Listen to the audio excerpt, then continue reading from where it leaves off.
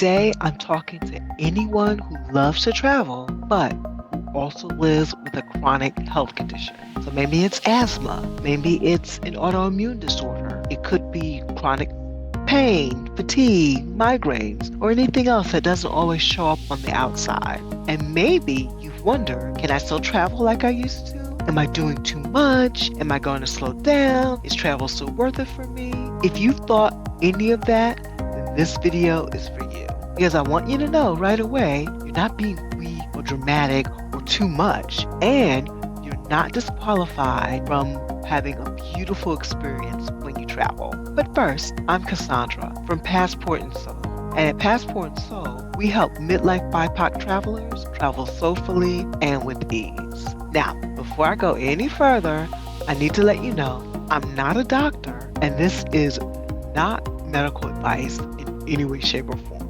It's just me sharing what's helped me travel in a way that feels supportive and sustainable for my body. And I'm talking to people who especially are living with chronic but not life-threatening conditions. Things that you manage, maybe they flare up sometime, but they require awareness and care. And if that's you, I see you. Because when Craig and I first started traveling, we used to think that it had to be a certain way. So you had to have like packed schedules, early mornings, late nights. You're walking for miles and miles and miles trying to do everything. But honestly, this type of travel didn't really work for us because we both live with a chronic condition. And there were a few trips when I came home more tired and more exhausted than I was when I left. And trips where I just kind of pushed through whatever symptoms it was that I was experiencing. And, maybe you've been there too. But at some point, I realized that if we're going to be traveling for the rest of our lives, we have to travel differently. So a really big mindset shift is to stop fighting with your body and instead start partnering with your body. So for me, this meant that instead of asking myself, how much can I squeeze in and pack into this trip? I had to start asking myself, what will help me feel good while I'm here? And what will be most meaningful? And that kind of changed everything. So travel stopped being about checking all these locations off of a list and more about experiencing something. So here's some tips that you can try. So tip number 1 is plan with your body in mind, not against it. So maybe that means choosing hotels or accommodation close to what you want to see so that you're not walking miles and miles each and every day. It could also mean building in rest days, not just days packed full of activities. And that means avoiding back-to-back packed schedules, leaving space in your itinerary. And it also means giving yourself permission to travel slower, but on purpose. Because traveling slower, it's not lazy, it's sustainable.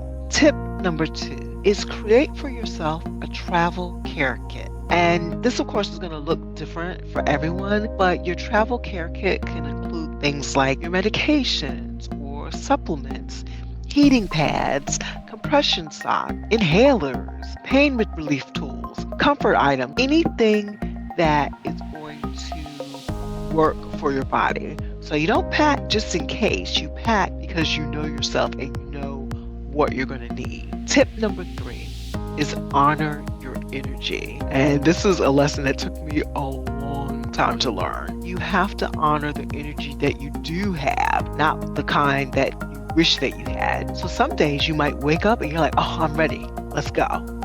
Other days, you might wake up and your body's like, no, today's going to be a slow day. And you know what? That's okay.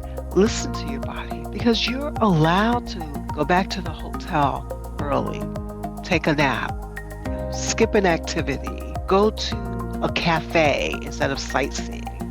Rest without feeling guilty about it because rest should be part of your trip. Tip number 4, communicate your needs. If you're traveling with someone else, communication matters.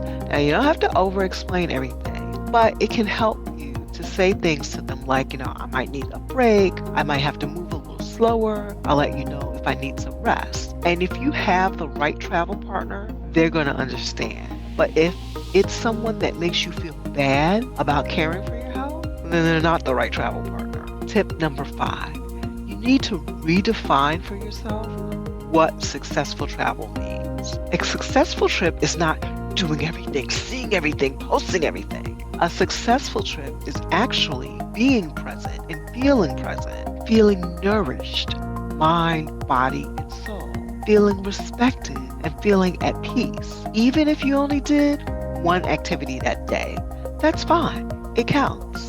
So I know that living with a chronic condition can sometimes feel unfair because it can sometimes feel limiting or isolating or kind of make you question yourself. But I want you to hear this.